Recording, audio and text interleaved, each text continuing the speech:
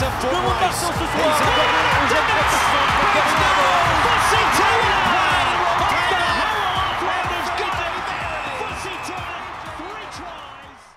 Hey, welcome everybody to the Miss Pass. Alex Goff here.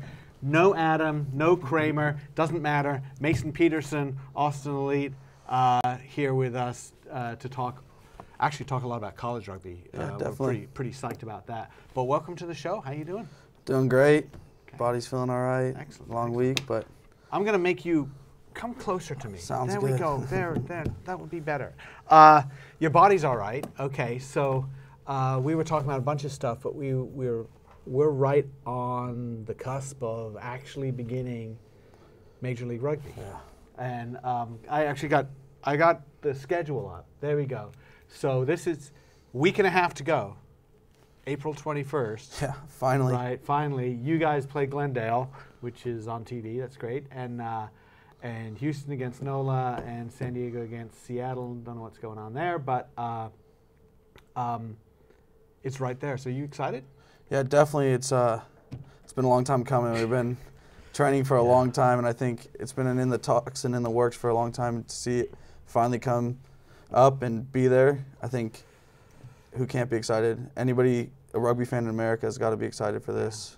I mean, okay, so I always like rugby practice. I've always enjoyed practice, but at some point you're like, you know, we're practicing for something, let's play a game. And I know you played a couple of games and everything, but I mean, did you get to the point where it was like, you know, we want to hit someone? Yeah, I think there's a lot of tension that gets built up. We've been training in October, November, December, come back in January, February, March. Like, that's a long training, a long off season. So I think it's finally here, and I think you finally get to play some other teams, and it's competitive.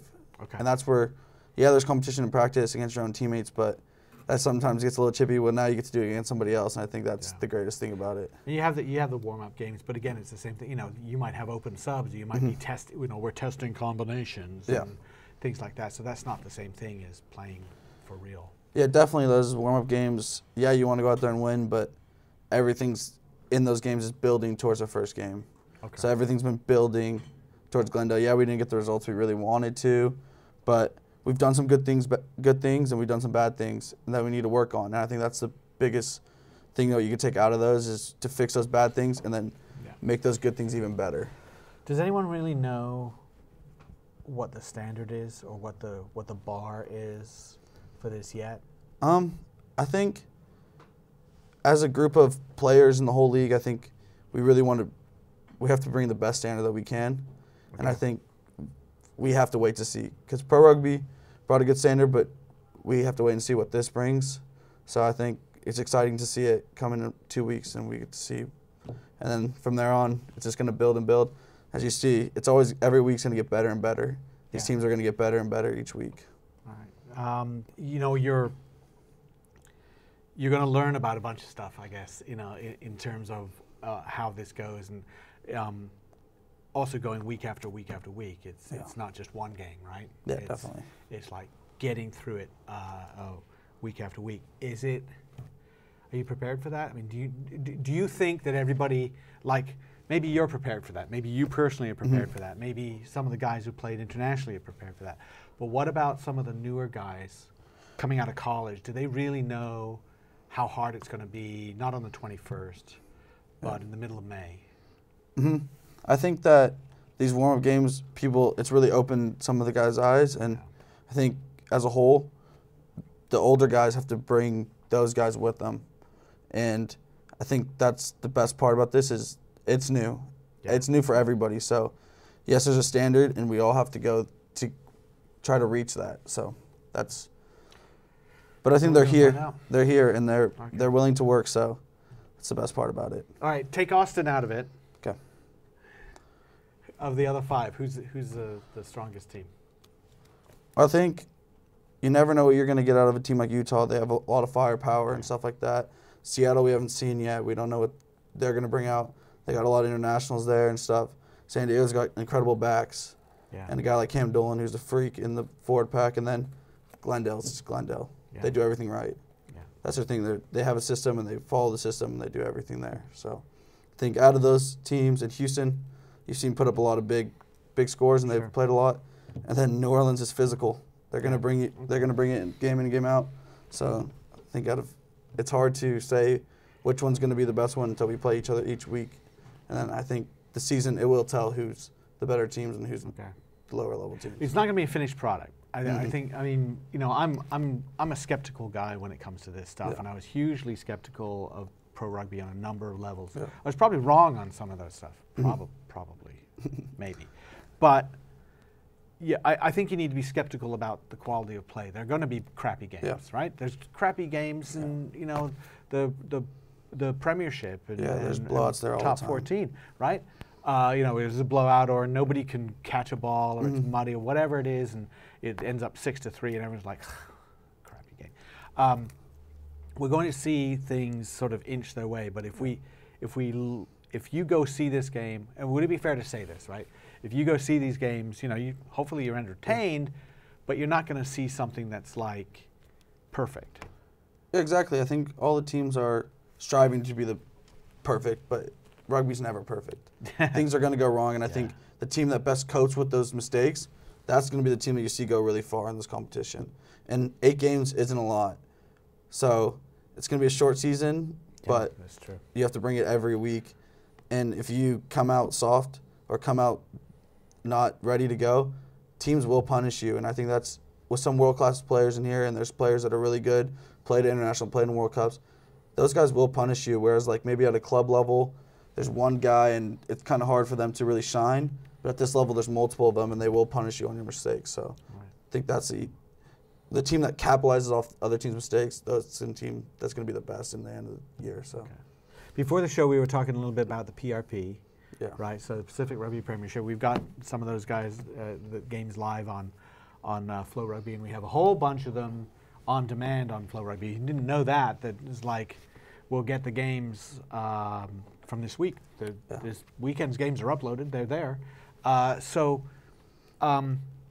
Hopefully you've seen some of them. I know you know a bunch of those guys and everything, definitely. and you've played with those guys. But you do see some people just sort of put their hands up and like say, I'm starting. Like Tai Tuisamoa has been like a beast. Yeah, right? definitely. And Vili Yongi, the Tongan international, scored 8 tries in the last 2 weeks. Yeah. Right? It's like, wow. So, when you're looking at that, if you've seen some of that, you know some of those guys, we do see that international players tend to stand out. Mm-hmm. But where do you see that standard compared to what you've been experiencing now with Austin? Well, like the PRP is obviously going to be a really good standard, and I think that competition is really physical. A lot of islanders in there, a lot of hard running, and good skill, and there's foreigners mixed in and stuff like that. I think the MLR will bring a little bit of better standard, as in the fact that we're training full time, a lot of us, and I think that makes a difference for your body and your mind, whereas guys are going to work every day and then coming to practice. And I know from experience of playing for Belmont and stuff, not everything goes right there. Yeah. There's a lot of stuff that behind the scenes you don't see, and I think that's just club rugby as a whole. And I think practicing 2 times a week you can only get so much done, whereas in the MLR we're practicing 5-6 practices a week, most teams in the gym and stuff like that. So I think that's where the standard comes up a notch. But there's definitely obviously players in that tournament that could be starters on any of these MLR teams. So Sure. Okay. that's Anybody jump out at you? well, wanna pick that one? Vili Longi. Yeah? I don't know him personally, but I know he's coming to Belmont. He's impressed and Yeah. scored a lot. And a guy like Zach Bonte, I know he does a lot of work for Life West, a team that's very powerful, but he does the dirty stuff that you don't always see when you're watching the game. But when you look back on it, you're like, dang, he had a lot of tackles, a lot of rucks, stuff like that. Yeah, So- gets a lot of hard work done. People are very impressed with Kenny Nasakeke, Yeah. number 8 lock for Belmont Shore. Kenny's really athletic. He's Yeah. a tall, lengthy guy, and he's got long strides. Once you let him out in the open, he's got speed that is very deceptible. Yeah. He'll burn you for a long try. He'll burn a fullback, and you don't Nice. even know it. And it's Nice. pretty impressive. That guy's still young. He looks a lot older than he is, but he's still. Kenny, you look old. One of the other things that we don't talk, maybe it's not the most exciting thing about rugby, but it's important, goal kicking. We look at the PRP. Ombak is 7-1. They just lost their first game, but But Michael Dillon showed up and just started popping penalty goals over. I mean, he's got 99 points in the league. The next most points in the league is 50. Yeah. So 60, sorry, 60. But still way more than everybody else. How important is that? What are you seeing around the MLR in terms of goal kicking skill? Well, goal kicking is very important. The higher level you get, the more Yeah. important it gets. When you have a chance inside your 40 meters, penalties, when you start punishing teams for taking little silly penalties, that's when the scores start running up and then teams start falling behind. So I think it's very important. I think you'll see all these teams in the MLR, they'll have good kickers. Right. They'll find who their guy is, and their guy will be good. So I know our team, we have Timmy, and he's incredible. He turned it on last year. If you saw last year on a run to the national championship, he's really probably the integral part in what we did at the end of the season. So you want to do all that work, and then you know you're the big guy up front. You do all that work, at least get rewarded. Now, speaking of big guy up front, okay, so do you have a special diet? Do you have a dietary regimen that you follow? Is it? Well, we have a dietitian as a team, and I try to get enough calories. It's hard to get enough calories in a day when you're training this much. So the whole point is obviously trying to spread it around. I try to eat pretty healthy for the most part. After games, I get a little loose, but for the most part, week in and week out, I try to eat pretty healthy and try to keep the protein up and try to get as many vegetables as I can. Very nice. Now, here at Flow Sports, they give us free snacks, right? They give us free sodas, and they give us free snacks. But they change all the time, and some of them are healthy, and some of them are weird. And I think that the rugby populace needs to know how they're fueling the content on Flow Rugby. I think it's fair. So we've got a couple of snacks here that I want us to. We're going to try it out. So here's this. These are Maya Kaimal naan chips. Okay, so they're naan. Like naan bread. Naan bread, right? Then baked a little bit harder and chopped up into perfectly uniform triangles. All right. Okay. Drop a few onto the plate, right? And then, well, I like all of them.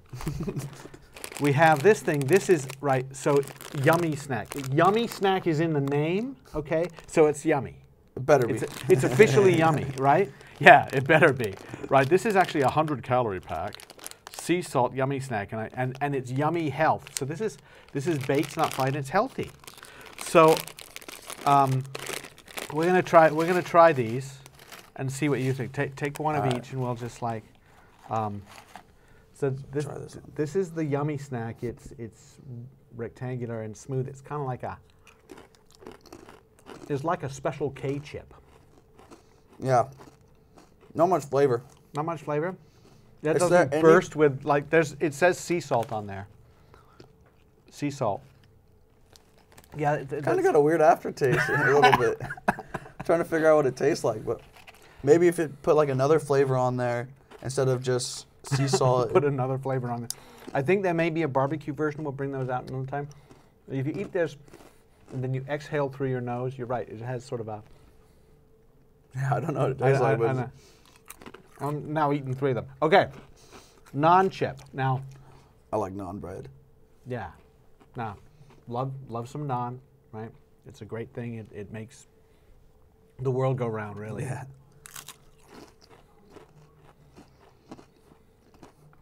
That's much better. You like that? Mm-hmm. More salt? Yeah. A little bit, but just more flavorful. Okay. Okay. It's got a little bit of butter or something. Yeah. It goes down to powder real fast, though. That's okay. I could see using this as a dip. I definitely taste the butter. It's heavy in butter. That's good. Butter's good for you. That's good. So, all right. So if you would have this, right, can you think of a drink pairing with this? Like anything that would go best with this? Because I don't know. I mean, this is supposed to be healthy. Yeah. I would definitely pick these any day over those. Okay, so it doesn't matter what paired with it. Interesting. Well, I'm trying to think of, like, when I think of naan bread, I think of curry also. Yeah. So it's like. Sure, you could have a curry dip. You can use this to Absolutely. Yeah, definitely. For sure. All right. Well, Maya, and that is actually Maya right there. There she is. Maya Kaimal made these chips, and congratulations. We actually like these better. So that's good. Did you have when you were in college playing rugby? Did you have a dietary regimen, or was it? To be, U of A is a weird school, and as in they don't have dining halls. They don't. No. So like your meal plan, like when you get a meal plan, you get money on your student ID, and you just use it. You get discounts on campus and all the places. So there was, by my dorm, there was a little bit of a healthy restaurant that made actually pretty good food. So I'd try to eat there a lot, just a little bit more expensive. Yeah. But when I lived off campus, I'm a big fan of ground turkey, so I was actually eating a lot of ground turkey, and I'd cook a good amount. So my roommates, not so much, but I tried to cook. Our kitchen wasn't always the cleanest, but it happens. When 5 guys live together, That's good. It's not the prettiest thing. You're at the University of Arizona, and we wanted to talk a little bit about the D1A playoffs, right? Yep. And we would talk about that. So we do have the bracket up. There's the bracket. Flow Rugby kind of broke that for you on Sunday morning. And you see number 1 seed, St. Mary's, they beat Cal, so the number 1 seed, Life, has been number 2 all year, Cal, number 3. A couple of things I wanted to point out for people. First of all, if you won your conference, you get seated higher, and you get a home game. So St. Mary's won their conference, Life won their conference, Cal won their conference, obviously.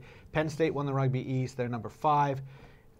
Indiana at number 6 won the Big Ten. Colorado State won the Rocky Mountain, and Texas A&M on Saturday won the Red River over Baylor. Number 4, though, is BYU. They're not in a conference, but they kind of decided they're the top independent team. You see anything that's weird about any of this stuff? I think at that point, when you're if you're saying a top independent team could go there, then it's kind of hard to say that you can't switch the other ones around. Yeah. And I know that's the rewarding part about playing in a conference and winning your conference, but leave that here so we can use the reference. Right. But at the end of the day, there is conferences that are better than other ones. If you look at like a Mid-South, they're the best conference. Week in and week out, those games are hard, and those 5 teams, I guess now, 4 of those teams are really strong year in and year out, and they've been for a while. A lot of them were the first ones to go varsity, so they kind of had a head start there. But then you look at a Pac conference, it's got a lot better, and then just rugby in general has gotten better. But some conferences have kind of fell behind in the fact that they're still club sports compared to the other conferences, so that's a hard barrier. We did a lot of Red River, okay, and we love the Red River, and I really enjoy covering those teams. And in fact, we did like the placement games over the weekend, and there were some good games there. We did. Texas is getting better, but they're all club. You're right, they're all club. Yeah. There's Texas A&M, very good program. It's a very good club program. They're playing Lindenwood, which is a varsity program. You got kids who are on, they're on scholarship. They've got Eagles on that team. Yeah. Right. Yeah. So this is a very there's a dichotomy there definitely. To say that Lindenwood is the 9th best team out of the 16 here is a little bit weird, right? And the thing is, they rank them every week, 1 through 20, and then the bracket comes, and all of a sudden, Texas A&M's 8, the Colorado State 7, when they're in the teens in the regular bracket or in the regular ranking. So I think that's a little suspect, as in the fact that you got to look at these other teams thinking, well, what do we have? It's not our fault that we play in a hard conference and then we have to go away, and the school's got to pay money, and then we don't get to play in front of our fans and stuff like that. So that's a big deal. Money is a big deal. So Notre Dame College isn't in there, even though they ranked high enough to be there. And the key thing was that here's what it comes down to. The rule was, if you were ranked 12th, and let's say a scenario like who's played each other twice, like. Well, Life and Life, the whole Mid-South played each other good twice. point. Right. So if Life and Lindenwood were matched up, say 2 versus, and Lindenwood for some reason was 13. They played each other twice, or Arkansas State, something like that. They could move Arkansas State up 1 or down 1 to change that matchup. They could also do it for sake of travel. Yeah. Notre Dame College, their deal was that they could not afford. They said, we don't have any money left. Because they do give scholarships out They there. do give scholarships, but they're not a very. How do I word this? The school's not very big. The program has not been around for very long. They have no alumni. It's not like somebody shows up and says, "Here's a check. I remember playing for you back in the '80s. You know, when men were men. Here you go. Here's $20,000." Doesn't happen. It happens in a lot of these pretty frequently. Yeah, right? definitely. So they said, we can't afford to do that. Can you shift us? But they had to shift them 2 spots to get. They wanted to go to Life, which is a tough. It's not like they wanted an easy game. Yeah. They just said, we can't afford to go to St. Mary's or Cal. We'd like to go to Life. So were they the 16th? Or They were the 14th. Okay. They were 14, but no, they actually weren't 14. They were 13. And so they were going to be moving to either play BYU or Cal, but they couldn't be moved 2 spots. But they were actually going to a harder game. Yes, going to a hard. They wanted to go to harder games, so they end up not going, and I think that's going to be an issue going forward. Arizona, your alma mater, is a terrific team. They're having a great season. Yeah. And you mentioned this, right? So this is a team that is possibly better than last year's, the year before's, but has a harder game. Yeah, definitely. On their part, they've got the Red River 2 years in a row, which is good for them. But now they're going all the way across country to play Penn State, which is a good program and it's been around for a long time and they've been tough. So that's a big travel day from one coast to the other, and you see it a couple times on their Central going to Life. Those are big travel days for college kids that aren't used to it, and they're doing schoolwork while they're going and stuff like that. So those are tough places or tough things to do when you're a full-time student. Central's I don't know what the geometry is, but it's several thousand miles to do that. Penn State, it's not like there's an airport at Penn State. I've never been to College Station, so yeah. You have to drive there. So it's Philly or right. And that happens with a number of these where you land somewhere and it's like, okay, now how do we get actually to the campus? Yeah, definitely. So it's same tough. with like a Colorado State. There's no airport in Fort Collins. No. I guess a lot of a lot of the schools are not based out of big cities. That's true. So. That's true. Cal is pretty easy to get to from Oakland Airport. That's fine. Life, Marietta, it's outside. What about these matchups? Is like, how are we doing on time?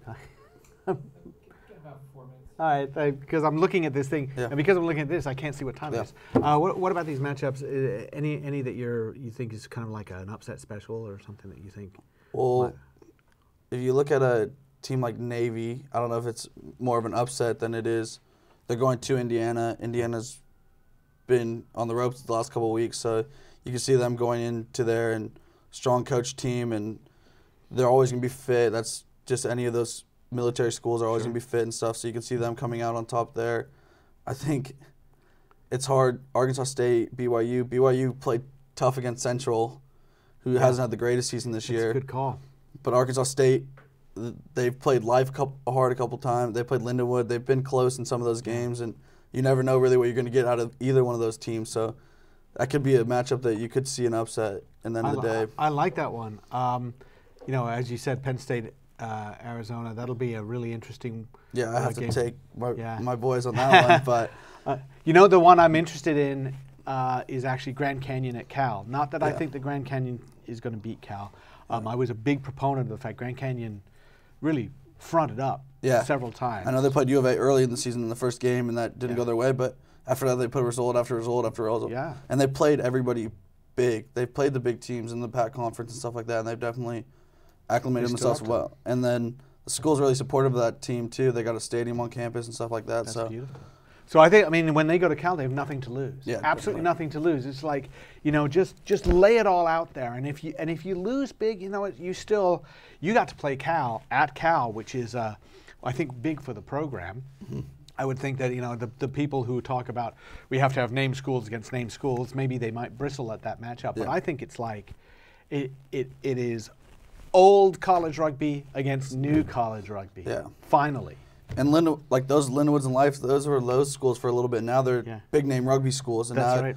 So the schools start out of nowhere, and these schools are getting better year in, year out. And then you see some of those schools now, they're powerhouses. So you never know what Grand Canyon is going to be like in 5-10 years if they keep on getting the school support and stuff like that. That's true. And, you know, they're recruiting some players. And I think, I mean, you played high school Yeah. rugby. You know, you know, we all know what it's like to be in high school. It's not like everybody is going to one or two schools. All right, there's a track there. And everyone talks about it's really hard to get into, and I don't think people understand until they run into it. It's like you could have like 800 SATs all the way along the line. You could be a straight A student and still not get into schools. Yeah. So just they won't accept you because they have so many. So those guys and good students, good rugby players are still looking for places Yeah. to go, right? Definitely. So there's places open. I mean, what, you know, and you know, you happy with your time in Arizona? And Yeah, I loved it there. Yeah. It was a great time. I wouldn't take it back for anything. Yeah. So it was the best place for me when I was there, and it really put me in a place to do something bigger in this country in rugby. And I think I can thank anybody there for that and everybody. So Yeah. I think from the players to the coaches to everything there at the university, it really set me up to do something bigger. Excellent, excellent. We're about out of time, but I will go with a little bit less than there. We talk about college rugby, and we're going to have two of the D1A playoffs live on Flow Rugby this weekend, so make sure you pay attention to that. But if you're thinking about college rugby, number one reason to go play rugby at college is your education. Number one. Number two, your education. And number three, whether you like it there. The four, you know, put everything into your rugby Yep. team once you play, but you're there to get an education. Yeah. And that's what matters. And I think there's a fit for everybody. And you know it, like, it's a hard thing to explain to somebody, but you know when you get on campus, Yeah. you know if that's the place for you. So I think there's a fit for everybody, and everybody finds their place over time. But with these rugby teams, it just gives you an extra thing to do there. And then I think for people that don't play rugby and join the program, and people that are playing rugby, it's great. What better to do than to represent your school playing the sport you love? So Beautiful. All right, that about does it for us here in the Miss Pass. You can have some more non-chips. I'll probably eat the crappy ones. We'll see you next time.